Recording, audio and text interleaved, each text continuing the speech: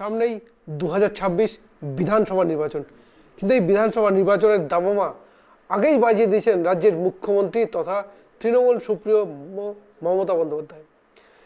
25শে ফেব্রুয়ারি Netaji indoor স্টেডিয়ামে বলা চলে এক কথায় তৃণমূল দলকে রীতিমতো টার্গেট বেঁধে দেন অভিষেক বন্দ্যোপাধ্যায়। 215 আসনের লক্ষ্যমাত্রা বেঁধে দেন এবং তারপরে কিন্তু তৃণমূল কংগ্রেস ঝাঁপিয়ে পড়ে, প্রথম দিকে ঝাঁপিয়ে পড়ে ভোটার লিস্ট ইস্যুতে, এবং দেখা যায় বিজেপি তৃণমূলের সাংসদ বিধায়ক থেকে শুরু করে সমস্ত স্তরের নেতারা মানুষের বাড়ি বাড়ি গিয়ে এই ভোটার লিস্ট নিয়ে তাদের পরিচয় পর্ব এমনকি তাদের যাচাই করা শুরু করেন।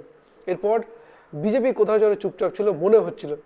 তারপরেই দেখা গেল 29শে মে আলিপুরদুয়ারে এসে সভা করে সেই 2026 বিধানসভা নির্বাচনের ধামামা বাজালেন প্রধানমন্ত্রী নরেন্দ্র মোদী, এবং তারপর 31শে মে রাজ্যে এলেন অমিত শাহ, এবং আজ 1 জুন নেতাজি ইন্ডোর স্টেডিয়ামের সভা থেকে ডাক দিলেন পরিবর্তনের। এবং সেই সভায় উপস্থিত ছিলেন রাজ্যের বিরোধী দলনেতা শুভেন্দু অধিকারী, বিজেপির রাজ্য সভাপতি সুকান্ত মজুমদার থেকে শুরু করে সুনীল বনসাল সহ অনেকেই ছিলেন। কিন্তু প্রশ্ন হচ্ছে, অমিত শাহ যে ডাকটা দিলেন, এর আগেও আমরা দেখেছি 2021 বিধানসভা নির্বাচনের আগে 200 আসনের লক্ষ্যমাত্রা দিয়েছিলেন। আপকি বার 200 বার, এই ছিল বিজেপির স্লোগান। বিজেপি আটকে যায় 77-এ। 2024 লোকসভা নির্বাচনের আগে 35টি আসনের লক্ষ্যমাত্রা দিয়েছিলেন অমিত শাহ। বিজেপি আটকে যায় 12টি আসনে। কিন্তু এবার বিজেপি কিন্তু সেই রকম, বা অমিত শাহ কোনো আসন সংখ্যা বা আসনের টার্গেট কিন্তু বেঁধে দেননি, ডাক দিয়েছেন পরিবর্তনে। কিন্তু পরিবর্তন কি আসবে সেটা তো পরের ব্যাপার, কারণ নির্বাচনের অনেকটা সময় বাকি। কিন্তু যদি বলা চলে বঙ্গ বিজেপি, তাদের কিন্তু ঘর গোছানো এখনও অনেকটাই বাকি। বিজেপির একটা নিয়ম রয়েছে, এক ব্যক্তি এক পদ, এবং সেই কারণে রাজ্য সভাপতি বিশেষ করে সুকান্ত মজুমদার লোকসভা নির্বাচনের পর যখন কেন্দ্রীয় মন্ত্রী হন, সে সময় মনে করা হচ্ছিল হয়তো রাজ্য সভাপতি পরিবর্তন হবে।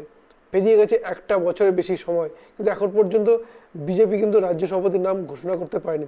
সামনেই 2026, তাহলে তার আগে কি ঘোষণা করবে, নাকি সুকান্ত মজুমদারকে সামনে রেখেই বিজেপি লড়াই করবে? এই প্রশ্ন কিন্তু রয়েছে শুধু গোটা বাংলা নয়, বিজেপি নেতা কর্মীদের অন্দরেও। আর সে কারণে সংঘবদ্ধভাবে বিজেপি কিন্তু আন্দোলনে সেভাবে ঝাঁপিয়ে পড়তে পারছে না। প্রশ্ন কিন্তু উঠেই আসছে যে তাহলে কোন পথে পরিবর্তনটা হবে। এই সব কিছু নিয়ে কিন্তু আলোচনা করব। নমস্কার, আমি সত্যজিৎ পাল, আপনারা দেখছেন শব্দের কাটাকাটি। আজকে অমিত শাহ বঙ্গে এসেছিলেন, নেতাজি ইন্ডোরের সভা থেকে তিনি যে বার্তা দিলেন, এবং সেই বার্তা যে বঙ্গ বিজেপি অক্সিজেন পেল বলার অপেক্ষা রাখে না। এবং সেই সভা থেকে কিছুটাকে শুভেন্দু অধিকারীকে বাড়তি গুরুত্ব দেওয়ার চেষ্টা করলেন, বা বাড়তি গুরুত্ব দেওয়ার প্রয়োজনীয়তা মনে করলেন অমিত শাহ। প্রশ্ন কিন্তু আসবেই, কারণ অমিত শাহ বক্তব্য সেখানে বলেই ফেললেন যে শুভেন্দু অধিকারী যদি বিধানসভায় থাকেন তাহলে মুখ্যমন্ত্রী নাকি ভয় পান। এই যে মন্তব্য জানি কিন্তু রীতিমতো শোরগোল পড়েছে গোটা বাংলা জুড়েই। প্রশ্ন হচ্ছে, অমিত শাহ আজকে যে পরিবর্তন ডাক দিলেন, সেই পরিবর্তনের জন্য বিজেপি কতটা প্রস্তুত, বঙ্গ বিজেপি? এই সব কিছু আলোচনা করব। বিশিষ্ট জনীরা তারা নিজেদের মতামত দেবেন। তার আগে দেখব আজকের বিশেষ প্রতিবেদন।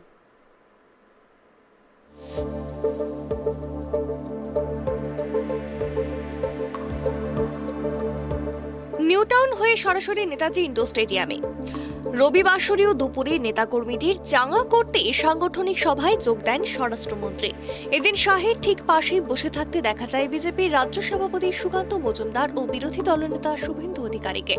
মঞ্চে শাহের ঠিক পেছনের সারিতেই দেখা যায় কালিয়াগঞ্জে উপনির্বাচনে বিজেপির টিকিটে প্রার্থী হওয়া আশিস ঘোষকেও।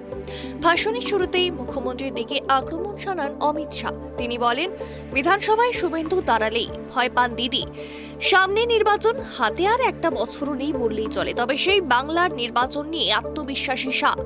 এদিন তিনি বলেন 26-এ বিজেপি আসবে, আর তারপর নির্বাচন পরবর্তী হিংসা খুন হওয়া বিজেপি নেতাকর্মীদের হত্যাকারীদের খুঁজে খুঁজে সাজা দেবে।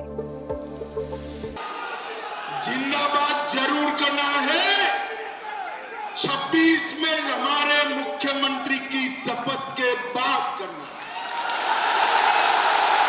ममता दीदी है और उन्होंने ये महान बंग भूमि को आज घुसपैठ, भ्रष्टाचार, स्त्रियों पर अत्याचार, अपराध, बम धमाके और हिंदुओं के साथ दुराचार का केंद्र बनाकर रख दिया है। दुराचार का केंद्र। आपका समय अब समाप्त हो गया है। छब्बीस में 26 में भारतीय जनता पार्टी की सरकार बनने वाली और मैं सारे हजारों की संख्या में बैठे हुए मेरे मंडल के पदाधिकारियों को ये वादा करना चाहता हूं कि यहां तृणमूल की सरकार जाते ही हमारे कार्यकर्ताओं के हत्या के अपराधियों को जमीन में गाड़ा है तो भी बाहर निकालकर सजा करना। সাংগঠনিক সভা থেকে সিঁদুরের সাফল্য নিয়েও প্রশংসায় পঞ্চমুখ হন শাহ। পাকিস্তানকে যেভাবে সহায়তা করেছে ভারত, সেই নিয়ে মোদী সরকারের ভূয়সী প্রশংসা করতে দেখা যায় তাকে। পাশাপাশি সেই একই সময় সিঁদুরের সাফল্যকে অপমান করার জন্য মুখ্যমন্ত্রীর দিকে তোপ দাগেন তিনি। मैं आज ममता दीदी को कहने आया हूं, आपने ऑपरेशन सिंदूर का विरोध नहीं किया, आपने इस देश की करोड़ों माताओं बहनों की भावनाओं के साथ खिलवाड़ किया है, खिलवाड़। और मैं बंगाल की मातृशक्ति को भी अपील करने आया हूं, आने वाले चुनाव में ऑपरेशन सिंदूर पर सवाल उठाने वाली ममता जी को सिंदूर की कीमत बंगाल की माताएं बहनें जरा समझा दे, सिंदूर का अपमान करने का क्या मतलब। नरेंद्र मोदी सरकार आने के बाद गोली का जवाब गोले से देने की शुरुआत नरेंद्र मोदी। নির্বাচনী ভবিষ্যৎ নয়, বাংলা নিরাপত্তার দিক থেকে একটা বড় ভূমিকা পালন করে। রবিবার সভা থেকে তৃণমূলের দুই শীর্ষ নেতৃত্বের দিকে তোপ দেগে শাহের দাবি অনুপ্রবেশকারীরা দিদি ভাইপোর ভোট ব্যাংক। क्योंकि ममता बनर्जी ने हमारे देश की सीमाओं को बांग्लादेशियों के लिए खुला कर दिया। इनके आशीर्वाद से घुसपैठ हो रही है, पाएगा परिंदा भी। आप जानबूझकर बॉर्डर पर भूमि नहीं देते हो क्योंकि घुसपैठ चलती रहे, आपकी वोट बैंक बढ़ती रहे और आपके बाद आपका भतीजा भी मुख्यमंत्री बनता रहे। भाइयों बहनों, ये होने वाला नहीं। নেতাজি ইন্দোরে রবিবারের সভা থেকে আসন্ন নির্বাচনের রণনীতি স্পষ্ট করে দিলেন অমিত শাহ। মুখ্যমন্ত্রী মমতা বন্দ্যোপাধ্যায় থেকে অভিষেক বন্দ্যোপাধ্যায় কাউকেই রেহাই দিলেন না তিনি। বাংলায় বিজেপির জয়ের আভাস দিয়ে শাহ জানিয়ে দিলেন 26-এ বদল আসবেই। ক্যামেরায় স্বপন রায়ের সঙ্গে ত্রয়ন চক্রবর্তীর রিপোর্ট, ট্রাইব টিভি বাংলা। দেখলেন আমাদের বিশেষ প্রতিবেদন। কিন্তু প্রশ্ন হচ্ছে, অমিত শাহর আজকে যে হুঙ্কার, সেই হুঙ্কারের প্রত্যেকটা কথায় কিন্তু তৃণমূলকে বিঁধেছেন রাজ্যের মুখ্যমন্ত্রী মমতা বন্দ্যোপাধ্যায়কেও, বিঁধেছেন অভিষেক বন্দ্যোপাধ্যায়কেও। কিন্তু প্রশ্ন হচ্ছে, এই বিজেপি যে বিজেপি ছন্নছাড়া অবস্থায় ছিল 2024 লোকসভা নির্বাচনের পর, যদি বলি অনেকটা ছন্নছাড়া অবস্থা ছিল, কিন্তু সেখানে বাংলাদেশের হিংসা এবং চিন্ময় কৃষ্ণপ্রভুর গ্রেপ্তার নিয়ে আন্দোলন সেই কিছুটা হলেও বিজেপির আন্দোলনের ঝাঁজ বেড়েছে। কিন্তু প্রশ্ন থাকবেই যে এই সংগঠন নিয়ে 26-এ পরিবর্তন কি সম্ভব। এই সব কিছু নিয়ে আলোচনা করব। যারা আমাদের সঙ্গে ইতিমধ্যে জুড়ে গিয়েছেন তাদের সঙ্গে একটু পরিচয় পর্ব সারবো। আমাদের সঙ্গে রয়েছেন রুবি মণ্ডল, বিজেপি মুখপাত্র রুবি মণ্ডল, এবং রয়েছেন কংগ্রেস মুখপাত্র কেতন জয়সওয়াল। রুবিদি, আপনাকে স্বাগত জানাই ট্রাইব টিভি বাংলা, এবং কেতন বাবু আপনাকে স্বাগত জানাই। রুবিদি, প্রথমেই আপনার কাছে আসবো। 2021 বিধানসভা নির্বাচনের আগে বিজেপির স্লোগান ছিল আপকি বার 200 পার, অমিত শাহ স্লোগান দিয়েছিলেন। এবারে 2024 লোকসভা নির্বাচনের আগেও 35টি আসনের লক্ষ্যমাত্রা বেঁধে দিয়েছিলেন, কিন্তু এবারে পরিবর্তনের ডাক দিলেও সেরকম কিন্তু কোনো টার্গেট অমিত শাহের গলায় কিন্তু ছিল না। রুবিদি, দেখুন, সিট কটা আসবে না আসবে সেই বিষয়ে এখন অবধি আমরা বিবেচনা করিনি বা কিছু সেরকম ব্যাপার নেই। জয়ী আমাদের হতে হবে, কারণ পশ্চিমবঙ্গে ভারতীয় জনতা পার্টিকে দরকার। ভারতীয় জনতা পার্টির জন্য পশ্চিমবঙ্গকে দখল করা দরকার, সেটার থেকেও বেশি ইম্পর্টেন্ট পশ্চিমবঙ্গের মানুষদের গণতান্ত্রিক অধিকার ফিরিয়ে দেওয়ার লড়াইটা ভারতীয় জনতা পার্টি লড়ছে। আমরা প্রধান বিরোধী দল হিসেবে যেভাবে সাধারণ মানুষের জন্য সর্বক্ষণ সাথে আছি, কাজ করে চলেছি, এবং আমরা জানি আমাদেরকে 21শে বিধানসভার পর থেকে আমাদের উপর যে অত্যাচার চালিয়ে গেছে তৃণমূল, আপনাদের কোনো ধারণা নেই। ইনফ্যাক্ট আমাদের মহিলাদের ওপর যে ধরনের অত্যাচার চালিয়েছে, অকথ্য ভাষা থেকে শুরু করে নানা রকম ভাবে টর্চার, ফিজিক্যালি টর্চার আমরা যেভাবে সহ্য করে আসছি, সেটা শুধুমাত্র আমরা কিন্তু শুধু নিজেদের জন্য নয়। এই লড়াইটা যদি নিজেদের জন্য হতো, ভারতীয় জনতা পার্টির প্রত্যেকটা কর্মী থেমে যেত সেদিনই, যেদিন আমাদের ওপর একের পর এক অত্যাচার হয়েছে, আমাদের বাড়ি ঘর গুড়িয়ে দেওয়া হয়েছে, আমাদের জমি জায়গা ধান ক্ষেত অব্দি পুড়িয়ে দেওয়া হয়েছে, আমাদের ব্যবসার যে জায়গা সেই জায়গা অব্দি নষ্ট করে দিয়েছে।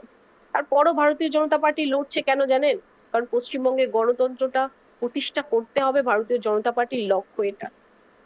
কারণ আমরা জানি পশ্চিমবঙ্গের মানুষ কিভাবে কিভাবে 15 বছর ধরে কিভাবে অত্যাচারিত হয়ে আসছে। আমরা জানি, আমরা দেখেছি। দেখুন, তৃণমূল শুধু দুর্নীতি করছে তা তো নয়, তৃণমূল নারীদের ওপর নির্যাতন করছে, তৃণমূল সন্ত্রাস করছে। এই তৃণমূলের এক একজন বিধায়ক বোম বাদে মমতা বন্দ্যোপাধ্যায় জানা সত্ত্বেও তাদেরকে অ্যারেস্ট করে না। মমতা বন্দ্যোপাধ্যায় জানে যে কিভাবে দুর্নীতি করছে, কে কিভাবে দুর্নীতি করছে, সেটা শিক্ষা থেকে শুরু করে, রেশন থেকে শুরু করে, কয়লা থেকে শুরু করে, গরু থেকে শুরু করে, স্বাস্থ্য পরিষেবা থেকে শুরু করে প্রত্যেকটি জায়গায় যেভাবে দুর্নীতি হচ্ছে, মমতা বন্দ্যোপাধ্যায় জানা সত্ত্বেও 15 বছর ধরে চুপ করে রয়েছে। এবং এই পশ্চিমবঙ্গের মানুষ সত্যি আজকে অসহায় হয়ে পড়েছে, বিশ্বাস করুন। এবং মমতা বন্দ্যোপাধ্যায় কিভাবে জয়ী হচ্ছে জানেন? সেটা হচ্ছে অনুপ্রবেশকারীদের দিয়েও মমতা বন্দ্যোপাধ্যায় জয়ী হচ্ছে। কারণ আমরা দেখেছি ভোটার লিস্টে কিভাবে বাংলাদেশিদের একের পর এক ভোটার লিস্টে নাম উঠিয়েছে, এবং সেই বিষয় আমরা রত্না বিশ্বাসের মতো লোকেদেরকে, জনপ্রতিনিধি, তৃণমূলের জনপ্রতিনিধিদের কথা বলতে শুরু। এবং শুধুমাত্র তাই নয়, আমরা বাংলাদেশি জঙ্গিদেরকেও ভোটার লিস্টের নাম দেখেছি, এবং তার দায়ী মমতা বন্দ্যোপাধ্যায় নিজে। এই অনুপ্রবেশকারীদের দিয়ে হয়তো মমতা বন্দ্যোপাধ্যায় ভোটে জিতে যাচ্ছে, কিন্তু পশ্চিমবঙ্গের কি অগ্রগতি হচ্ছে? এই প্রশ্ন আজকে সাধারণ মানুষের নিজেকে নিজের করা উচিত, প্রত্যেকের। যে 15 বছর ধরে যে মানুষটাকে আমরা ভোট দিয়ে এসছি, তাদের যে জিতিয়ে এসছি, সে রাজ্যে একটা শিল্প আনতে পারেনি, সে রাজ্যের স্বাস্থ্য ব্যবস্থা কি হাল হয়ে আছে। আমরা জানি আরজি করের ঘটনা, আমরা জানি মুর্শিদাবাদের ঘটনা, প্রত্যেকটা ঘটনা আমরা জানি। এবং বিশ্বাস করুন, আজকে শুধু উত্তর থেকে দক্ষিণ, পূর্ব থেকে পশ্চিম, পশ্চিমবঙ্গের প্রত্যেকটি জায়গাতে মানুষ বিভিন্ন ভাবে অত্যাচারিত হচ্ছে, ধর্ষিতা হচ্ছে।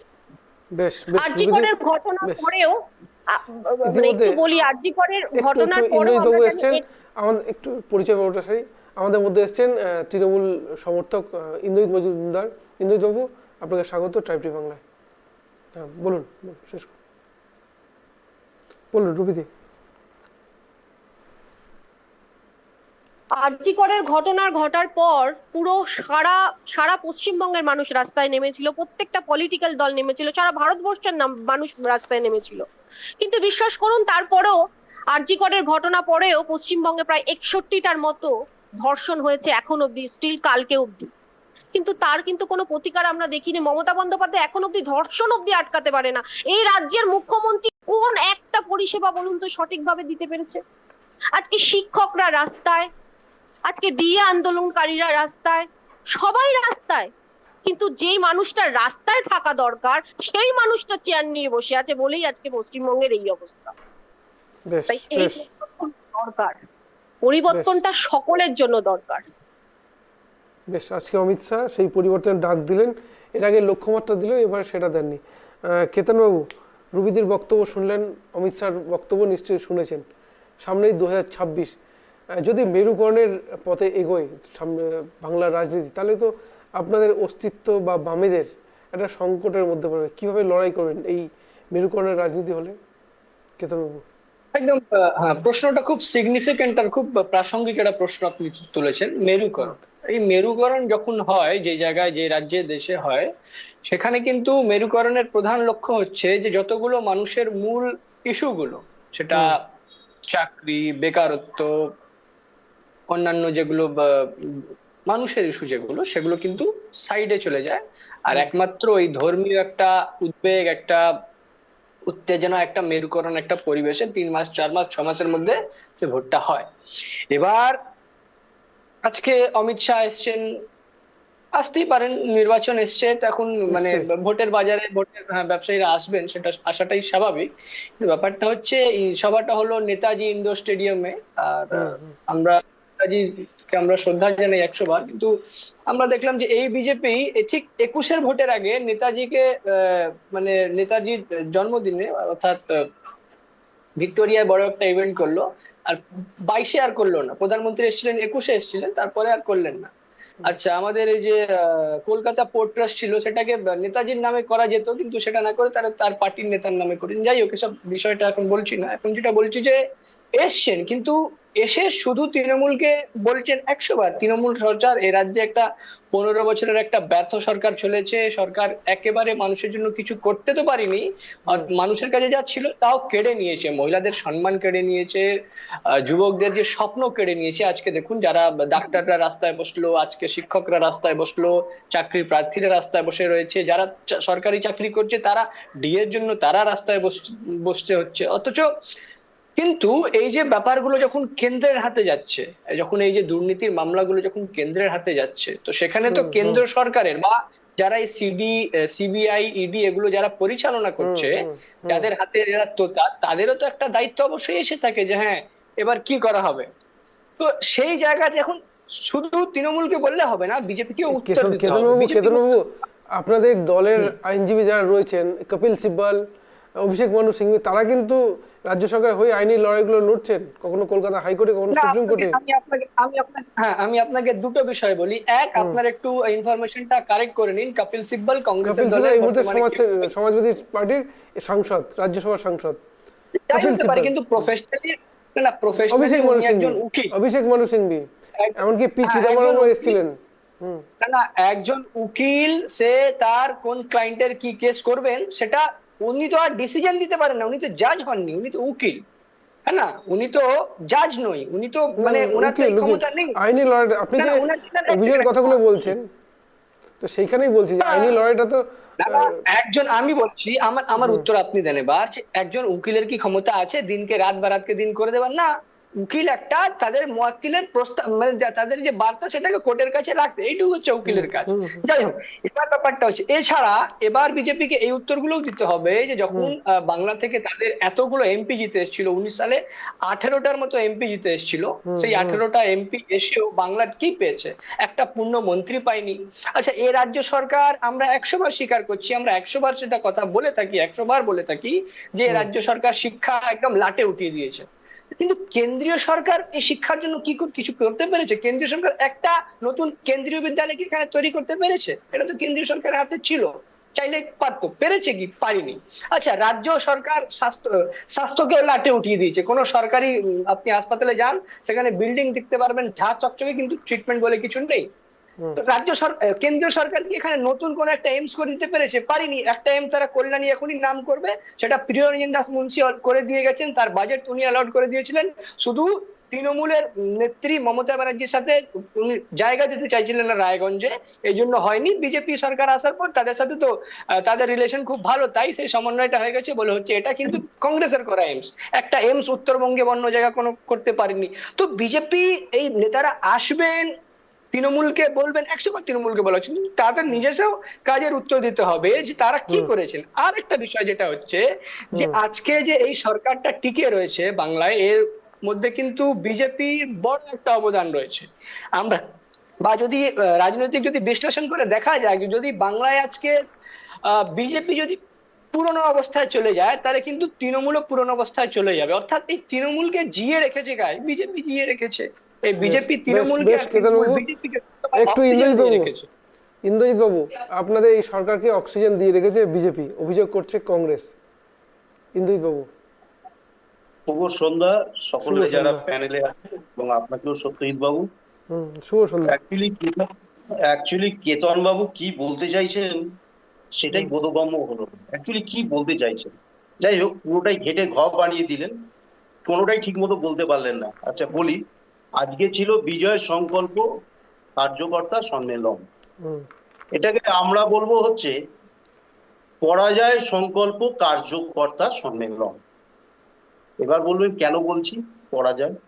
তার কারণ 2021-এ ডেলি প্যাসেঞ্জারি করে যে স্বরাষ্ট্রমন্ত্রী হিরণকে বলে হরিণ, সেই স্বরাষ্ট্রমন্ত্রী ডেলি প্যাসেঞ্জারি করার পর বলেছিল ইস বার 200 পার।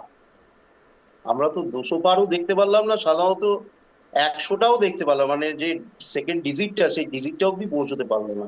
77-এ রথ থেমে গেল। সেই 77 এখনো নেই। যদি আমরা দরজা খোলা থাকতাম, বিরোধী থাকতে গেলে 30টা মিনিমাম আসনের প্রয়োজন হয়, সেটাও থাকতো না। যাই হোক, আমরা দরজা খুলিনি, সেটা আমাদের দলের ব্যাপার, দরজা খোলা হয়নি। কিন্তু এই যে ইসবার 200 পার যে বলা হলো, এবার কি বলা হলো, পরিসংখ্যান দিয়ে উনি বললেন যে 17-তে আমরা লড়েছিলাম, তার আগে কিছু বললেন না। 17-তে কি লড়েছিল ওনারাই জানেন। 17-তে লড়েছিলাম, 19-এ আমাদের 18টা এমপি হয়েছে, 21-এ 77টা এমএলএ, বিধানসভায় এমএলএ হয়েছে। তাহলে মানে কত বড় মূর্খ হলে তিনি ভোকাল টনিক দিতে এসছেন, রাজনীতি করতে এসছেন, সেটা স্বাভাবিক, করুক, তিনি রাজনীতিক লোক, রাজনীতি করবেন, এই বিষয়ে আমার কিছু বলার নেই, আমার দলেরও বলার নেই। কিন্তু মূর্খ হলে যা হয় তার পরিণতি এটাই, 200 পার বলে 77-এ থেমে যাচ্ছে, তার পরিসংখ্যান দিচ্ছে। এর থেকে আর দুর্দশা, হতাশাগ্রস্ত বিজেপি কর্মীদের মধ্যে আর কি হবে? বারবার দুহাত বাহুবল করে চেঁচিয়ে বলছে যে বলুন। আমরা তো দেখলাম টিভিতে, যেখানে বলার কথা জোরে, সেখানে তারা তো উদ্দীপনা পাচ্ছে না কর্মীরা। কারণ কর্মীরা কোনো জায়গায় কিছু সমস্যায় পড়লে কোনো নেতারা আসেন না। তাহলে নেতারা যদি না দাঁড়ায়, তাহলে তারা লড়বেন কেন? এক। দ্বিতীয়ত, এখন আবার নতুন টার্গেট দিয়েছে সত্যজিৎ বাবু, সেটা হচ্ছে 160 থেকে 180। এবারে আবার 200 অব্দি না, 160 এবারে থেকে এবারে অমিত শাহ কিন্তু দেননি টার্গেট, এটা শুভেন্দু অধিকারী বক্তব্য ছিল। 160 থেকে 280 ওনাদের দল থেকে এবারে টার্গেট দেওয়া হয়েছে। এই 200 বলছি, 160 থেকে 180। শুভেন্দু অধিকারী বলেছিলেন 180। হ্যাঁ, 160 থেকে 180। যাই হোক, ডিজিটটা একটু নেমে গেছে, ভালো কথা। কিন্তু দেখুন, আজকে আমাদের রাজ্য সরকার যদি প্রতিহিংসা পরায়ণ হতো, যেখানে আজকে সম্মেলন করছেন নেতাজি ইন্ডোর স্টেডিয়াম, সেই স্টেডিয়ামটা রাজ্য সরকারের অধীনে। আজকে যদি আমরা গুজরাটে কোনো স্টেডিয়ামে কোনো জায়গায় কোনো সম্মেলন করতে, তা আমাদের তিক্ত অভিজ্ঞতা আছে। কারণ সেই গুজরাটে আমাদের একটি সভা হওয়ার কথা ছিল আহমেদাবাদে।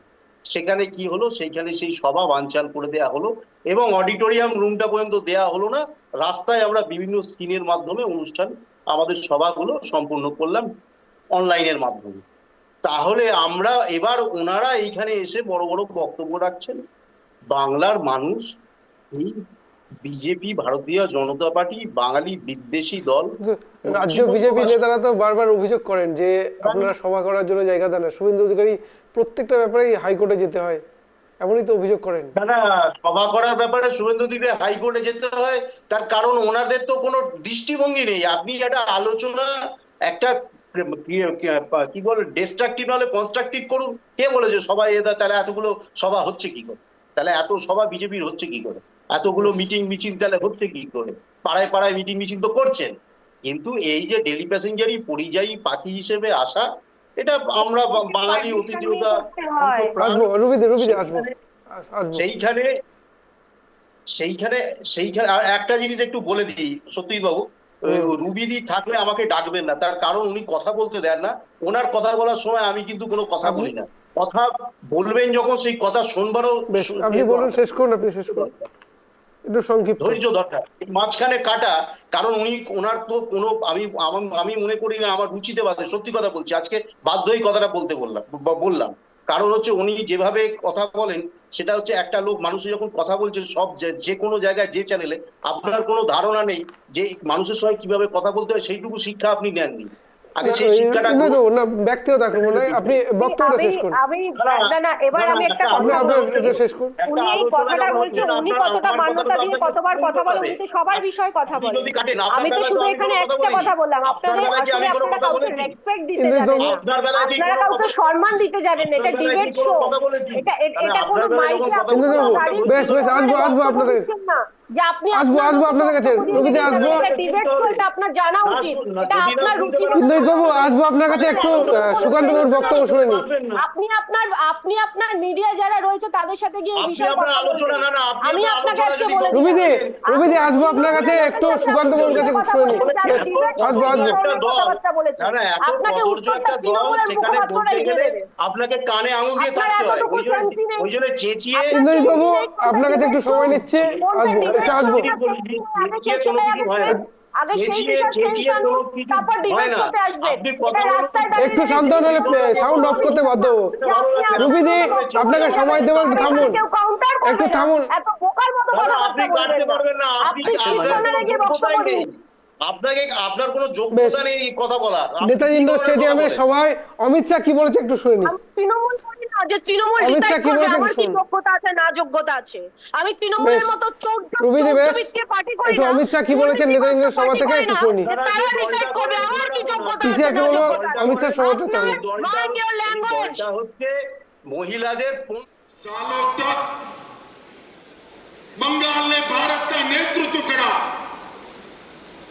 और वही बंगाल में कई सालों तक कम्युनिस्टों का शासन रहा और उसके बाद मां माटी मानुष का नारा देकर ममता दीदी है और उन्होंने ये महान बंग भूमि को आज घुसपैठ, भ्रष्टाचार, स्त्रियों पर अत्याचार, अपराध, बम धमाके और हिंदुओं के साथ दुराचार का केंद्र बनाकर रख दिया है। दुराचार का केंद्र।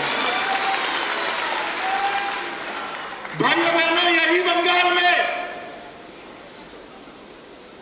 चुनावी हिंसा सेशन के बाद, जब टीआर सेशन सीईसी बने उसके बाद पूरे देश में चुनावी हिंसा बंद हो गई। मगर ये बंगाल है जिसमें चुनाव के वक्त और दीदी को विजय मिलने के बाद सैकड़ों भारतीय जनता पार्टी के कार्यकर्ताओं को मौत के घाट उतार दिया। दीदी, कब तक बचाओगी उनको? मेरी बात सुन लो, आपका समय अब समाप्त हो गया है। 26 में भारतीय जनता पार्टी की सरकार बनने वाली। দেখলেন, অমিত শাহর বক্তব্য শুনলেন। একটু প্রত্যেকে অনুরোধ করবো, প্লিজ ব্যক্তিগত আক্রমণ করবেন না।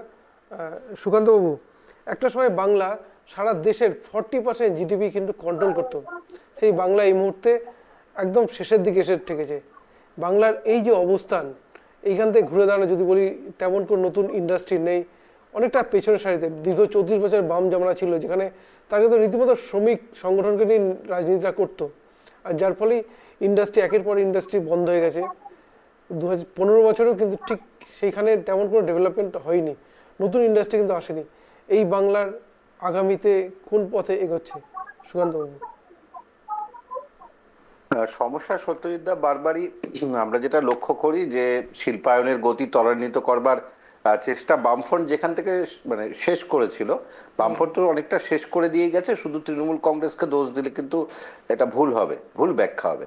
কারণ বামফ্রন্টের জমি সংস্কার থেকে শুরু করে পাট্টা বহু কিছুর একটা ভূমিকা তো রয়েছে, এটা নিয়ে কোনো সন্দেহ নেই।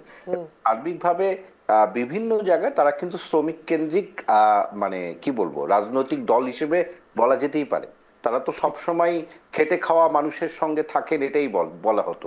কিন্তু আমরা দেখতে পেরেছি পরবর্তীকালে সর্বহারা বলা হয়, কিন্তু সত্যজিৎদা এই নিয়ে আমার রয়েছে যে মার্ক্সের সেই সর্বহারার এখন অত্যন্ত প্রতিষ্ঠিত হবে, রাষ্ট্রের বিনাশ হবে, তার সঙ্গে বামপন্থী যারা ধুতি পরে রাজনীতি করে কোনো মিল নেই। মানে আমি কোনো মিল খুঁজে পাইনি।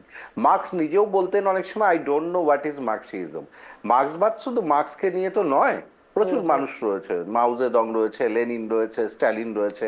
আমি ওর মধ্যে যাচ্ছি না, ওটা বিস্তৃত আলোচনার জায়গা। কিন্তু যেই জায়গা থেকে তৃণমূল কংগ্রেস হাল ধরেছিল, একটা পরিবর্তন কিন্তু লক্ষ্য করেছিলাম মানুষের মধ্যে। মানুষ কিন্তু তৃণমূল কংগ্রেসকে ভোট দেয়নি, মানুষ ভোট দিয়েছিল এতদিন ধরে একটা জগদ্দল পাথরকে সরিয়ে দেবার জন্য। শুধু ভোটটা প্রথম অবস্থায় কিন্তু মমতা বন্দ্যোপাধ্যায়কে দেখে কেউ দেয়নি, কিন্তু এটা ভেবেছিল যে একটা বিকল্প পথ তৈরি হওয়ার কথা। কিন্তু তারপর থেকে 2011 থেকে আমি এটা বলবো যে শিল্পায়নের ক্ষেত্রে কিন্তু সেরকম কোনো কিছু নেই, মানে অনেকগুলো হাব তৈরি হওয়ার কথা। তারপর দার্জিলিং থেকে শুরু করে কালিম্পং কার্শিয়াংকে নিয়ে ওই সাইডে অনেকটা মানে সার্বিক একটা চেষ্টা করা হয়েছিল চা শিল্পের উন্নয়নে, বিভিন্ন চা সুন্দরী প্রকল্প, কিন্তু চা সুন্দরী প্রকল্পের ফলাফলটাও সেভাবে কিন্তু উত্তরবঙ্গ পায়নি এখনো। এই রিসেন্টলি যবে মমতা বন্দ্যোপাধ্যায় এর আগে উত্তরবঙ্গে এসেছিলেন, মধুপুর চা বাগান বন্ধ হয়ে যায় আপনি জানেন, এবং সেটা খোলবার চেষ্টা বহুবার করা হয়েছিল, কিছু হয়নি। এবার প্রধানমন্ত্রী যবে বীরপাড়ায় এসেছিলেন, মানে বীরপাড়া আমি বোঝাতে চাইছি মাদারিহাটে, সেদিন কিন্তু একটা চা বাগান বন্ধ হয়, সেটা মাদারিহাট চা বাগান, কিন্তু সেই চা বাগান খোলবার কোনো চেষ্টা এখনো অবধি হয়নি। আমি এই জায়গাতে বলছি যে চা শিল্প যেটা আমাদের উত্তরবঙ্গের একটা, এবং দক্ষিণবঙ্গের ক্ষেত্রে হুগলি শিল্পাঞ্চল থেকে শুরু করে সার্বিক যে বিভিন্ন শিল্পগুলো, সেগুলো কিন্তু আর কোনো পুনরুজ্জীবন হয়নি। এগুলোকে অক্সিজেন দেবার যে চেষ্টা, সেটা কিন্তু সেটা ঘটনা, বামফ্রন্ট একটা দায়ী, কিন্তু তাই বলে এটা কথা নয় যে আজকে আমরা বিধানচন্দ্র রায়ের নাম কেন নেই। তার পেছনে কারণ আছে। একটা ছোট বাচ্চা যে কিছুই জানে না, বিধানচন্দ্র রায় বললে অ্যাটলিস্ট তাকে রূপকার বলা হয়। আমরা কিন্তু সেই জায়গা থেকে মমতা বন্দ্যোপাধ্যায় যখন পেয়েছিলেন, মমতা বন্দ্যোপাধ্যায়ের প্রতি কিন্তু মানুষের জনসমর্থনটা অনেক বেশি ছিল, এখনো রয়েছে। আমরা এখনো যদি অমিত শাহ বলে দেন যে মমতার বন্দ্যোপাধ্যায় কিছু করতে পারবে না, শেষ হয়ে গেল, এগুলো সব মানে লিপ সার্ভিস আমার মতে। কারণ ডিজিটাল সদস্য, সবচেয়ে বড় বিজেপির সমস্যা হচ্ছে ডিজিটাল সদস্য গ্রহণের যে প্রক্রিয়া, তাতে দেখা যাচ্ছে কোচবিহার সহ আলিপুরদুয়ার সহ উত্তর চব্বিশ পরগনা বহু জায়গায় কার্যকারী যারা অ্যাক্টিভ যারা সদস্য, তাদের সংখ্যাটা বড্ড কম। আমরা বলছি না, কিন্তু এই কথাটা বলছে হচ্ছে তাদের বিভিন্ন নেতৃবর্গরা। এবং আমরা এর আগেও দেখেছি যে কিছু চমক দেওয়ার চেষ্টা, যেমন নিশীথ প্রামাণিক, একটা উদাহরণ দিই, নিশীথ প্রামাণিককে হঠাৎ নিয়ে এসে তাকে মন্ত্রী করা হলো, কিন্তু আপনি যদি সার্বিকভাবে দেখেন কোচবিহারের বহু কিছুর কথা উনি বলেছিলেন। একটা স্টেডিয়াম তৈরি করার কথা, নারায়ণী সেনার তৈরি করবেন, অনেক কিছু বলেছিলেন, সেগুলো কিন্তু হয়নি। তার মানে গ্রাসরুট লেভেলে যারা রাজনীতি করে বিজেপির, তাদেরকে কিন্তু জায়গা দেওয়া হচ্ছে না, বঞ্চনা করা হচ্ছে। সেই জায়গাগুলো অমিত শাহর কানে পৌঁছানোটা বড্ড কঠিন হয়ে গেল। কারণ দিলীপ ঘোষের কিন্তু একটা ভালো সাংগঠনিক দক্ষতা রয়েছে। এবার দিলীপ ঘোষ কোথায় জামাই ষষ্ঠী করতে গেছেন বা সেটা আমার কাছে বড় বিষয় নয়, দিলীপ ঘোষ আজকে এই মঞ্চে থাকলে হয়তো ভালো হতো। এই কারণ আমি যদি একটা বিরোধিতার জায়গা থেকে 26-এ ক্ষমতায় আসতে চাই, তখন আমার ফুল ফ্লেজে সেখানে যেতে হবে। এখন শুভেন্দু অধিকারীকে ব্যাটন ধরে দিলেও কিন্তু অনেকেই রয়েছে যারা পুরনো কর্মী, তারা কিন্তু কোনোভাবে সরে যাওয়ার একটা জায়গা থাকবে। এবার অমিত শাহ যেটা বারবার 200 পার এগুলো বলছেন, ঠিক আছে, কিন্তু ম্যাথামেটিক্যালি কিন্তু যদি বিভিন্ন জায়গাগুলো দেখা যায় যে অঞ্চলগুলোতে ওনারা চাইছেন, একসময় তো উত্তরবঙ্গ ওনাদের কাছে একটা ভালো জায়গা ছিল, সেই উত্তরবঙ্গে কিন্তু আস্তে আস্তে করে রাশ কিন্তু আলগা হয়ে যাচ্ছে। এবং সেটার কারণই হচ্ছে যে যেটা মোদী এসেছিলেন, মোদীর কাছে মোদী পঞ্চবাণ বলেছেন, কোনো অসুবিধা নেই। আমার 2-3টে জায়গায় একটু প্রশ্ন ছিল। 1 নম্বর হচ্ছে চা শিল্পের পুনরুজ্জীবনে কিচ্ছু বলেননি উনি। 2 নম্বর হচ্ছে যেটা মানে আমার মতে উনি প্রধানমন্ত্রী, ওনার থিঙ্ক ট্যাঙ্ক অনেক বেশি কিছু জানেন, শিল্পায়নের কথা বলতে পারতেন, এইখানকার ট্যুরিজমটাকে বুম করার কথা বলতে পারতেন, কিভাবে আরো করা যেতে পারে। হ্যাঁ, তবে এটাও ঠিক, নীতি আয়োগের মিটিংয়ে কিন্তু মুখ্যমন্ত্রী যাননি, যেখানে কিন্তু এই ট্যুরিজম নিয়ে একটা গুরুত্বপূর্ণ কথা বলা হয়েছিল যে ট্যুরিজমকে এক একটা দায়িত্ব দেয়া, এক একটা জেলাকে কেন্দ্র করে ট্যুরিজমকেই করা। কিন্তু দেখ, একটা জায়গায় সত্যজিৎ দা, আমি মমতা বন্দ্যোপাধ্যায়কে ক্রেডিট দিতেই চাই যে ট্যুরিজমটাকে একটা অন্য উচ্চতায় পৌঁছে দেওয়ার চেষ্টা তিনি করেছেন। কারণ আজকে লামহাটা থেকে শুরু করে যে জায়গাগুলো আমাদের কাছে পরিচিত ছিল না, সেই জায়গাগুলোকে সামনে এনে চেষ্টা করেছেন, কিন্তু তার সঙ্গে নীল সাদা বিল্ডিংও প্রচুর তৈরি করেছেন, যেটা না করে উনি যদি এটাকে আরো বেশি করে সত্যি সত্যি চেষ্টা করতে পারতেন, উত্তর কন্যাকে ফাংশনিং করবার চেষ্টা করতে পারতেন, তারপর হুগলি শিল্পাঞ্চল উন্নয়ন করতে পারতেন, পুরুলিয়া বাঁকুড়ার ক্ষেত্রে আরো বেশি উন্নয়ন প্রয়োজন ছিল। কারণ উন্নয়ন যে জায়গায় থাকবে না, সেখানে বিরোধীরা চেষ্টা করবে। তারপরে দুদিক থেকে আপনার দেখতে গেলে 200 পার কিন্তু হবে না ম্যাথামেটিক্যালি। এবং 160 থেকে 180, এটা মোটামুটি একটা ধরা যায়। কিন্তু ডিজিটাল সংগ্রহের সদস্য সংগ্রহের উপর ভর করে যদি চাওয়া এই বৈতরণী পার হতে, সেটা দিবা স্বপ্ন হবে। কারণ সেই যে আজকে যাদেরকে তারা মানে জিতিয়ে এনেছিল তাদের কিন্তু রাখতে পারেনি। কারণ কেন সত্যজিৎদা, এই বিজেপি সবচেয়ে বড় সমস্যা যে বিভিন্ন রাজ্যে তারা কিন্তু অন্য দল থেকে মানে নির্বাচিত প্রতিনিধিদের ভাঙিয়ে আনেন। সুতরাং এই যে রাজনৈতিক কালচার, সেটাই আবার বুমেরাং হয়ে আসছে। তৃণমূলকে দোষ দিয়ে তো লাভ নেই, তৃণমূলকে দোষ দিয়ে লাভ নেই, সুতরাং এটা আবার বুমেরাং হয়ে আসবেই। ঠিক ঠিক, অনেক অনেক গুরুত্বপূর্ণ কথা বললেন বাংলার রাজনীতিতে রুবিদি। ডিজিটাল সদস্য সংগ্রহ তো রয়েছে, আরেকটা যেটা সমস্যা সেটা হচ্ছে বাংলার রাজনীতির কথা যদি বলি, বামেরা ক্ষমতায় এসেছিল সেই নকশাল আন্দোলন দিয়ে, মমতা বন্দ্যোপাধ্যায় এসেছিলেন সিঙ্গুর নন্দীগ্রাম আন্দোলন নিয়ে। এই বিজেপি সেভাবে আন্দোলন সেভাবে গড়ে তুলতে পারছে না, এটা আমি বলছি না, বিজেপির অন্দর থেকে উঠে আসে। কিছুদিন আগে বেলগাছিয়াতে শুভেন্দু অধিকারী একটু রক্ত বেরিয়েছিল, সেটা অনেকটা বেশি না হলেও তিনি আক্রান্ত হয়েছিলেন, কিন্তু সেই নিয়ে কিন্তু বঙ্গ বিজেপি সেভাবে নামতে পারেনি। এটাই যদি তৃণমূলের সঙ্গে হতো তাহলে আন্দোলন কাকে বলে বাংলা কিন্তু দেখতো। তো কোথাও কি আন্দোলনের দিক থেকে পিছিয়ে পড়ছে না বঙ্গ বিজেপি, রুবিদি? না না, দেখুন, আন্দোলন ভারতীয় জনতা পার্টি করছে। ভারতীয় জনতা পার্টি যে কোনো সিচুয়েশনে সাধারণ মানুষের পাশে রয়েছে, সাথে রয়েছে, সেটা আমরা দেখতে পাচ্ছি। আন্দোলন মমতা বন্দ্যোপাধ্যায় যেভাবে করেছে সেভাবেই করতে হবে। ক্যাডবেরি খেয়ে আন্দোলন করতে হবে, পেছনের রাস্তা দিয়ে ওয়েট বাড়িয়ে দেবে অনশন করে, সেভাবেই রাজনীতি করতে হবে বা সেভাবেই আন্দোলন করতে হবে, সেটা ম্যাটার করে না। আন্দোলনটা আন্দোলনের মতোই হচ্ছে, সেটা কিভাবে কি করবে। আর আমাদের আন্দোলনে এমনি তো পারমিশন হয় না, আমাদের প্রত্যেকটা বিষয় কোর্টের কাছে দ্বারস্থ হতে হয়। ইনফ্যাক্ট যেভাবে বাংলার মানুষদের এখন পুজো করতে গেলেও প্রত্যেকটা বিষয় কোর্টের দ্বারস্থ হতে হয়, সেভাবে আমাদের একটা স্ট্রিট কর্নার করতে গেলেও, ইনফ্যাক্ট আমার এলাকায় আমারও স্ট্রিট কর্নার করতে গেলে আমাকেও কোর্টের দ্বারস্থ হতে হয়। আরেকটা কথা, একটু আগে যে তৃণমূলের মুখপাত্র যে কথাটা বলেছে তার কথাটা উত্তরটা আমার ইমিডিয়েটলি এখন দেওয়া উচিত আমার মনে হয়। এটা ডিবেট শো, ডিবেট হবে, সেটাই খুব স্বাভাবিক। এটা কোনো স্ট্রিট কর্নার না যে আমি দাঁড়িয়ে আমার মতো বক্তব্য রেখে চলে গেলাম, আমি কোনো কাউন্টার পাবো না, সেরকম হয় না। তো এটা মনে হয় ওনার মিডিয়া সেলে গিয়ে ওনার এই বিষয়ে একটু আলোচনা করে কথা বলে একটু জেনে আসা উচিত। আর আমাদের চ্যানেলে পাঠান, সেটা আমাদের পার্টি থেকেই আমি আপনাকে আসবো, আপনাকে সময় দেবো, কিন্তু আপনাকে সময় দেবো আপনাকে। এভাবে শুনতে হবে, ব্যক্তিগত আক্রমণ করতে আসবেন না, মান্যতা বজায় রাখবেন। আপনাকে সময় দেবো তবে সম্মান পাবেন, যদি সম্মান না দেন আপনার থেকে যদি আমরা কিছু জানতে হয় তাহলে আমার ডুবে মরা আমরা দেখতে পাচ্ছি, আপনার যা আমি কথা বলছি, আমার নাম আপনাকে সময় দেবো, একটু থামুন প্লিজ প্লিজ প্লিজ, থামুন, শেষ করতে দেন, আপনাকে সময় দেবো, বলুন। আর আমরা যেটা বর্তমানে যেটা দেখতে পাচ্ছি, সেটা অনেকেই হয়তো ভাবছে যে বিজেপির অন্তর্মহলে হয়তো একটা কিছু সমস্যা চলছে, জটিলতা চলছে, যার জন্য হয়তো আমরা হেরেছি, আমাদের সিট কমেছে, এরকম একটা সমস্যা। এরকম কিছু ব্যাপার নেই। যেই সমস্যাটা অ্যাকচুয়ালি পশ্চিমবঙ্গে হচ্ছে সেটা হচ্ছে ভৌগোলিক ভাবে অনেক কিছু চেঞ্জেস হচ্ছে। আমি যদি আজকে কলকাতা সারাউন্ডিং এ থাকি, কলকাতা সারাউন্ডিং এ হয়তো আক্ষরিক ভাবে, হয়তো লিখিত ভাবে আমি জাস্ট বলছি গুলশান কামুলি আমার কলকাতা সারাউন্ডিং এর একদম কাছাকাছি, একদম কাছাকাছি, আমার বাড়ি থেকে খুব বেশি দূরে না। তো গুলশান কলোনির যে সিচুয়েশন হয়ে আছে, সেখানে ভোটার সংখ্যার তুলনায় মানে প্রায় নেই করে প্রচুর হাজার সংখ্যক আছে যারা অবৈধভাবে অনুপ্রবেশ করে আছে, কিন্তু এখানে মেয়র সেই বিষয়ে কিন্তু কোনো পদক্ষেপ নিচ্ছে না। এটা শুধু আমি কলকাতার সারাউন্ডিং এর কথা বলছি না, এবং আমরা কিছুদিন আগেই একটা নিউজ চ্যানেলে, যেটা খুব সুন্দরভাবে পরিসংখ্যা দিয়েছে, আমি নিউজ চ্যানেলের নামটা নিচ্ছি না, খুব সুন্দরভাবে পরিসংখ্যা দিয়ে সেখানে বলা হয়েছিল যে অ্যাকচুয়ালি বর্তমানে মালদাতে যে পরিসংখ্যা ভোটার রয়েছে, মুসলিম ভোটার রয়েছে, তার 3 ডবল বেশি ওখানে অবৈধভাবে অনুপ্রবেশ করে আছে। সমস্যাটা এখানে হচ্ছে সাধারণ মানুষ, যারা পশ্চিমবঙ্গের মানুষ, তারা ভারতীয় জনতা পার্টিকে চাইছে, কিন্তু অবৈধভাবে অনুপ্রবেশ করিয়ে মমতা বন্দ্যোপাধ্যায় সন্ত্রাস করিয়ে ভোটটাকে আদায় করছে, ভোটটাকে একটু থাম, আমি একটা পরিসংখ্যান দিই একটু।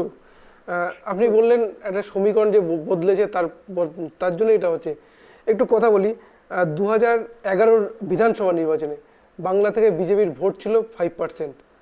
এরপরেই 2011 পর 2016 বিধানসভা নির্বাচন, যেখানে বিজেপির ক্যান্ডিডেট রাজ্য সভাপতি ছিলেন দিলীপ ঘোষ। তার আগে 2014 লোকসভা নির্বাচনে বিজেপির ভোট ছিল 17%, এবং 2016-তে বিজেপির ভোট পায় 10%, এখন দিলীপ ঘোষ রাজ্য সভাপতি।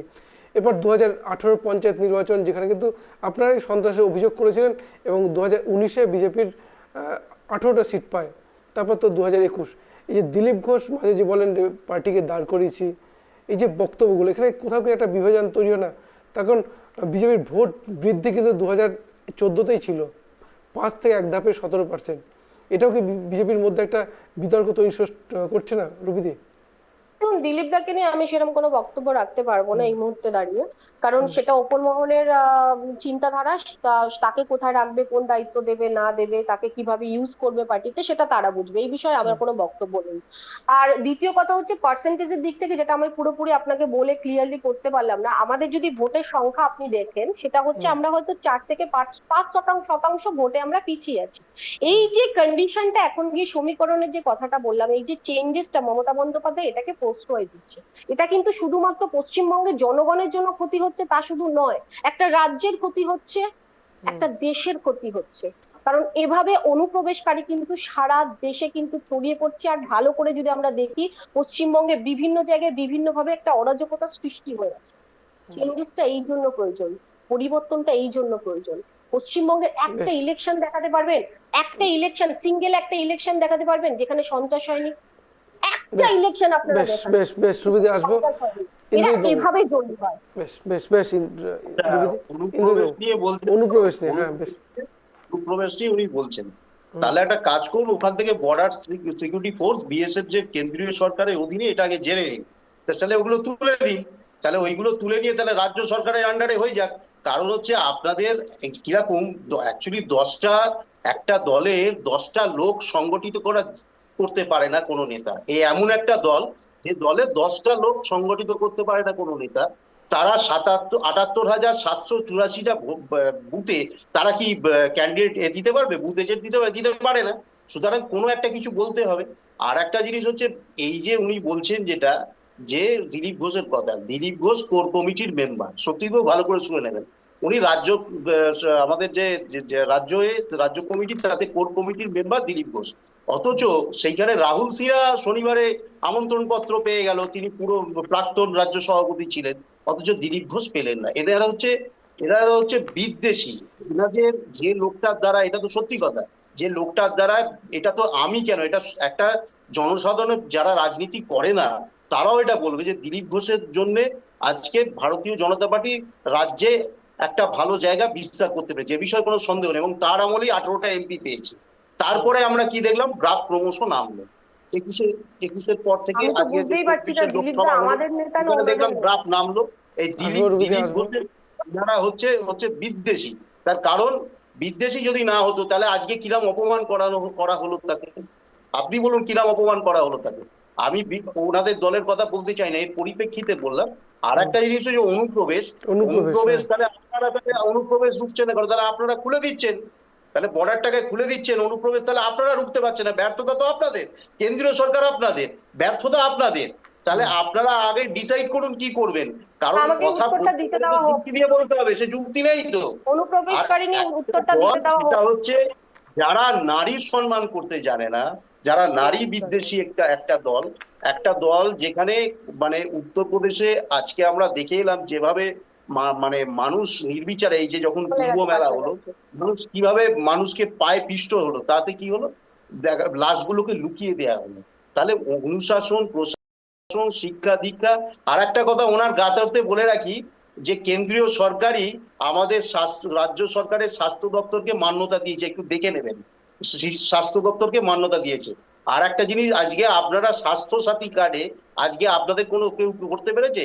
আজকে স্বাস্থ্য সাথী কার্ডে 5 লক্ষ টাকা অবধি মানুষ বিনা পয়সায় ইন্স্যুরেন্স পাচ্ছে, জীবন বীমা পাচ্ছে। আজকে মারা গেলে সমব্যাথী পাচ্ছে, 54টা প্রকল্প। আরে ম্যাডাম, না হেসে, আপনার তো সরকার কিছু নেই। বেশ। আপনি যে রবিদি, ইন্দ্রবাবু একটু কোন দিন কেতন বাবুর দেখবেন কাছে না আপনার আবার কোনো ক্ষতি হয়ে যায়, সিরিয়াসলি আপনাদের না দলে হেসে কোনো পারলে না। নেতা। আপনার কারণ চ্যানেলের আপনাদের মাধ্যমে নেতারা আমাকে যেভাবে কি বলতে দিলেন? মহিলাদের পণ্য হিসেবে বিবেচিত আমাকে কি হচ্ছে, তাহলে কোন দিন আমাকে কি আপনার বলতে না ক্ষতি হয়ে দিলেন? যেত, আমার রবিদি, আসবো খারাপ আপনাকে লাগবে। সময় দেবো। যাই হোক, আচ্ছা, আচ্ছা। দল হলেও খারাপ লাগবে, কারণ আপনাদের নেতাদের যা অবস্থা। আপনারা সুশাসন, অনুশাসন, এই কথাটা তো আপনাদের মুখে শুনলেই যেন মনে হয় একটা বিচিত্র গ্রহ থেকে আপনারা এসছেন। এর উপরে আর কি, এটা তো বিচিত্র গ্রহ থেকে। আর যে দিবাস্বপ্ন এনারা দেখছেন, সেই দিবাস্বপ্ন 2036 কেন, 2056 তো এনাদের পূরণ হবে না। তার কারণ বাংলার মানুষ এনাদেরকে কোনো মতেই এই বিদ্বেষী দলটাকে এখানে জায়গা দেবে না।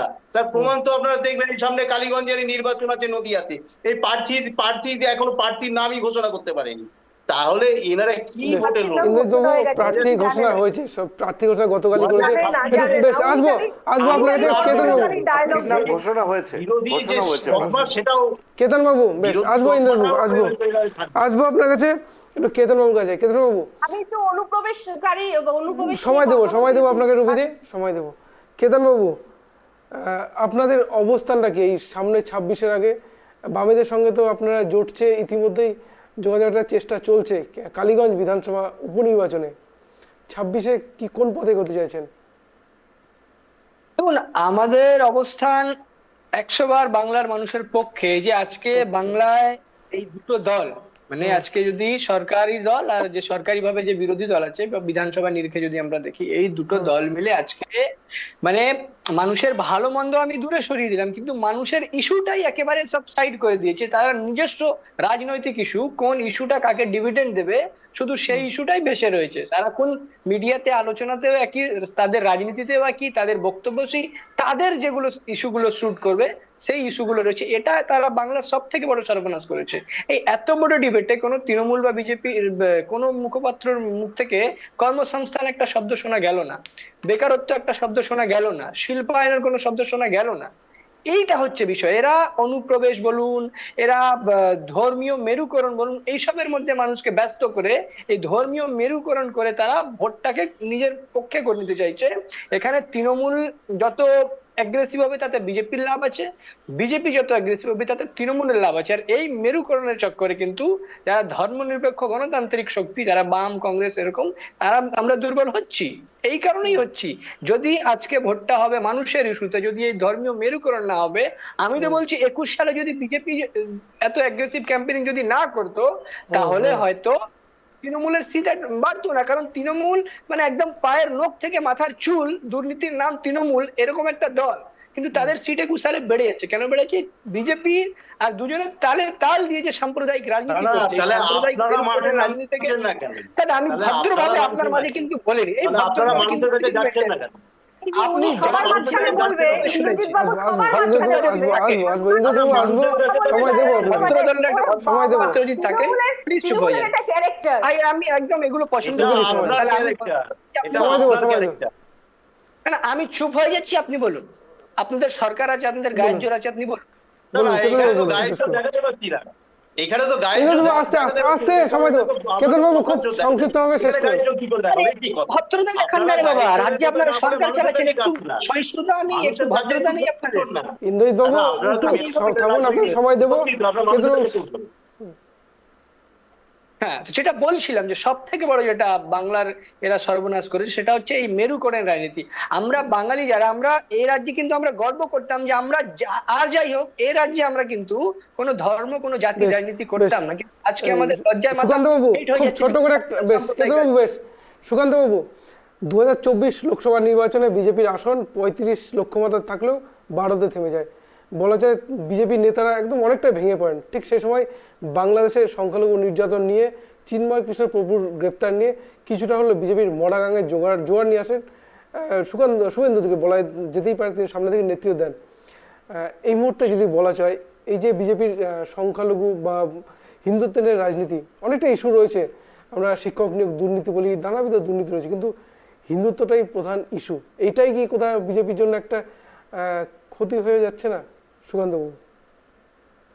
দেখুন, ধর্ম এখন আফিমের মতো। একসময় এটা মানে মার্ক্সবাদীরা বলতো, আমি তাও কোটেশনটা নিয়েছি। এবার এটাকে মানুষ এত বেশি ইনজেক্ট করা হচ্ছে ধর্মকে, এবং এটা মানুষ এখন ওই কর্মসংস্থান, বেকারত্ব, এগুলো মাথায় মানুষের ব্রেনে ঢুকছে না। এবার 2 নম্বর কথা, এটা ঘটনা যে হিন্দুত্ব ছাড়া, এগুলো ছাড়া আমাদের কাছে ইস্যু কেন থাকবে না? কারণ আমরা যারা ভোট দিই, আমরাই তো এর যোগ্য।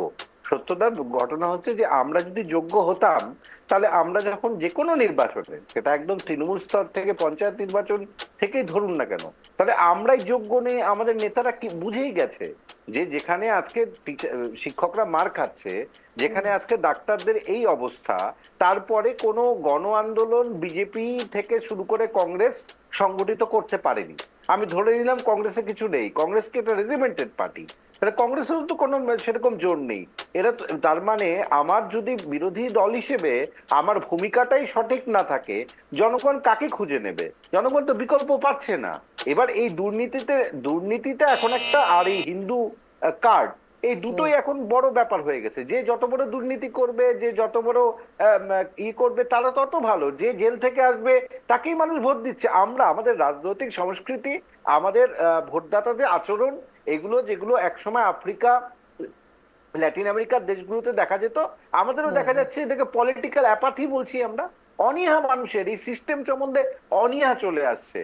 সুতরাং এই বাকবিতণ্ডা করে লাভ নেই। আমি শেষ কথা বলে শেষ করবো, এই বিরোধী দলগুলোকে আরো বেশি করে সংগঠিত হতে হবে। তৃণমূল কংগ্রেসকে শুধু দায় দিলে হবে না, রাস্তায় নামতে হবে। প্রধানমন্ত্রী বলেছেন রাস্তায় নামতে হবে, পথে ঘাটে নামতে হবে।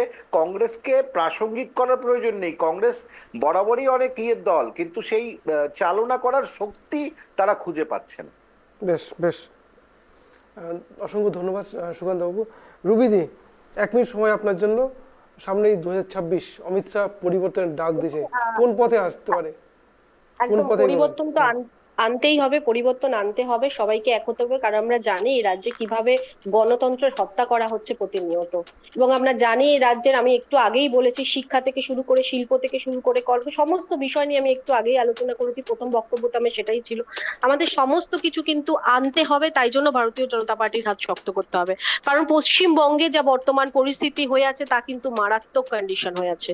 এইবার যদি পরিবর্তন না করতে পারি, আমি জানি না মালদার মতো বা মুর্শিদাবাদের মতো আমরা আবার কোথায় গিয়ে পালাবো। আমরা সত্যি জানি না কোথায় গিয়ে পালাবো। কারণ যেভাবে অবৈধ অনুপ্রবেশকারীদের ঢোকানো হচ্ছে, আর অবৈধ অনুপ্রবেশকারীদের ঢোকানো হচ্ছে, ফেন্সিং এর জন্য জমি দেয়নি মমতা বন্দ্যোপাধ্যায়। মমতা বন্দ্যোপাধ্যায় কেন দেয়নি? কেন সেই সময় দাঁড়িয়ে এনআরসি 2020-তে যখন ইলেকশন ছিল না, অমিত শাহজি বারবার করে বলেছে এখানে এনআরসি করাটা ভীষণ ভাবে প্রয়োজন, সেটা কোনোভাবে গোয়েন্দা বিভাগ থেকে জানা গেছিল এখানে এনআরসিটা প্রয়োজন ছিল, কিন্তু সেখানে এনআরসি করতে দেয়নি। এবং আজকে আমরা যেভাবে দেখতে পাচ্ছি, যে চিত্র পশ্চিমবঙ্গে দেখতে পাচ্ছি, তার জন্য দায়ী মমতা বন্দ্যোপাধ্যায়। আর ধর্মী ধন্যবাদ। রাজনীতি হয়ে গেল এতটা। ইন্দ্রিত বাবু, হয়ে গেল। হ্যাঁ হয়। ইন্দ্রিত বাবু, খুব সংক্ষিপ্ত হবে, 1 মিনিটে সময় আপনার জন্য, বলুন। দেখুন, প্রধানমন্ত্রী এসেছেন, আজকে অমিত শাহজি এলেন, কিন্তু কিরকম দ্বিচারিতা দেখুন এনাদের। এখানে বলছেন আজকে এই ধরনের রাজনীতির কথা, অথচ আমাদের সাধারণ সম্পাদক সর্বভারতীয় মাননীয় অভিষেক বন্দ্যোপাধ্যায় আজকে বিভিন্ন দেশে, আজকে প্রায় 9টি দেশ তার বিভিন্ন জায়গায় তিনি উপস্থাপিত করেছে যে ভারতবর্ষের পরিস্থিতির কথা, ভারতবর্ষের শান্তির বার্তা এবং পাকিস্তানের যে পরিবেশ, সেই পরিবেশকে আজকে তিনি বিশ্বের দরবারে তুলে ধরেছেন। অথচ এবং এও বলেছেন দলের আগে হচ্ছে দেশ, সেখানে জাতীয়তাবাদ সেই কথা উঠেছে। কিন্তু আজকে এই দল দেখুন কিরকম দ্বিচারিতা, ওই সওগাতে মোদি পাঠাচ্ছে 7,34,000 মসজিদে, অথচ এইখানে এসে বিভিন্ন জায়গায় এসে তারা হিন্দু তাস খেলছেন, ভোটের রাজনীতি করছেন। সুতরাং এই যে 2026-এর নির্বাচনে যে এনাদের পরাজয় সংকল্প, আমি বিজয় সংকল্প বলবো না, পরাজয় সংকল্প, সেটা আর কটা দিন অপেক্ষা করুন, আর 8-9টা মাস বাংলার মানুষ এনাদেরকে কি চোখে দেখেন আরো বাজেভাবে প্রমাণ করিয়ে দেবেন যে এনাদের যে 30টা সিট যে অ্যাসেম্বলিতে বিরোধী, সেইটিও এরা থাকবে না, যেটা কংগ্রেসের হয়েছে। ধন্যবাদ কেতন বাবু। একটা কথা বলতেই হয়, 2021 বিধানসভা নির্বাচনের পর যে কটা বিধানসভা উপনির্বাচন হয়েছে, একমাত্র কিন্তু সাগরদিঘিতে জয় পেয়েছিল কংগ্রেস, আপনারাই জিতেছিলেন। তো এখানে 26 সামনে আসছে, কিভাবে, কি চোখে দেখছেন এই? দেখুন, এই বারবার বললাম তো, যেখানে মেরুকরণ হবে না, যেখানে ইস্যু বেস ভোট হবে, সেখানে বাম কংগ্রেস বা আমরা কংগ্রেস জিতবো। এবার ব্যাপারটা হচ্ছে যে আজকের দিনে যেটা পরিস্থিতি দাঁড়িয়েছে 21 সালের পর থেকে, যে সরকার একটা ব্যর্থ, একটা অপদার্থ সরকার তো মানুষ পেয়েছে, একটা ব্যর্থ, তার থেকেও বেশি অপদার্থ একটা অপোজিশন পেয়েছে। যেই অপোজিশনের কাজ ছিল যে একটা দুর্নীতিগ্রস্ত সরকারের দুর্নীতিগুলো থেকে মানুষের সামনে নিয়ে আসবে, সেটা নিয়ে আন্দোলন করবে, এবং ওই একই পার্টির সরকার যে কেন্দ্রে রয়েছে, তাদের যে ইনভেস্টিগেশন এজেন্সি রয়েছে, সেগুলোকে, সেই কেসগুলো নিষ্পত্তি না করে, যারা চোরদেরকে জেলে গারদে না ভরে, তারা শুধু সাম্প্রদায়িক করে আদতে তৃণমূলের সুবিধা করে দিচ্ছে, এটা মানুষ কিন্তু বুঝে নিয়েছে।